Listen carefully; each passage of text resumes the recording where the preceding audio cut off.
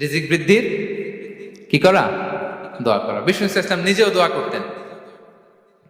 উম্মে সালামা রাদিয়াল্লাহু তাআলা আনহা, আমাদের আম্মা জান, তিনি বর্ণনা করেন রাসূল সাল্লাল্লাহু আলাইহি ওয়াসাল্লাম ফজরের সালাতের পরে সালাম ফিরিয়ে তিনি পড়তেন, আল্লাহুম্মা ইন্নী আসআলুকা ইলমান নাফিআ ওয়া রিজকান তাইয়্যিবা ওয়া আমালান মুতাকাব্বালা। আই রিপিট, আল্লাহুম্মা ইন্নী আসআলুকা ইলমান নাফিআ ওয়া রিজকান তাইয়্যিবা ওয়া আমালান মুতাকাব্বালা। প্রত্যেকদিন ফজরের সালাতের পরেই বিষ্ণু ইসলাম এই দোয়াটা পড়তেন, আল্লাহ তোমার কাছে আমি উপকারী জ্ঞান চাই, আল্লাহ তোমার কাছে আমি পবিত্র রিজিক চাই, আল্লাহ তোমার কাছে আমি কবুলযোগ্য আমল চাই, আমার আমলগুলো যেন কবুল হয়। এই দোয়াটা করতেন। এই দোয়াটা পড়বেন তো সবাই। বিষ্ণু ইসলাম নিজে পড়তেন সকালবেলা, একেবারে দিনের শুরুতেই রিজিকের বরকতের জন্য দোয়া করে তিনি ওনার ডে স্টার্ট করতেন।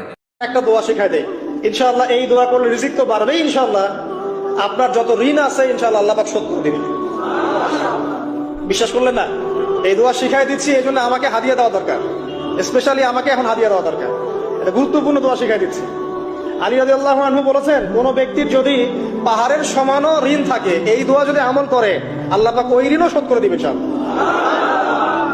আমার সাথে বলেন, দোয়াটা হচ্ছে আল্লাহুম্মা ইকফিনি বিহালালিকা আন হারামিকা ওয়া আগনিনি বিফদলিকা আম্মান সিওয়াকা। এই দোয়াটা ছোট না, এটা মুখস্থ করবেন, সেজদায় পড়বেন, নামাজে সেজদায় পড়বেন, আত্তাহিয়াতু দরুদ শেষ তারপরে পড়বেন, নামাজ শেষে হাত তুলে করবেন, যখন তখন শেষ রাতটা করবেন, ইনশাআল্লাহ দেখবেন আপনার ঋণ বলতে কিছু থাকবে না। ইনশাআল্লাহ যদি থাকেও, বড় কোনো ঋণ থাকেও, আল্লাহ পাক অন্য কোনো মাধ্যমে এটা শোধ করার ব্যবস্থা করে দিবেন।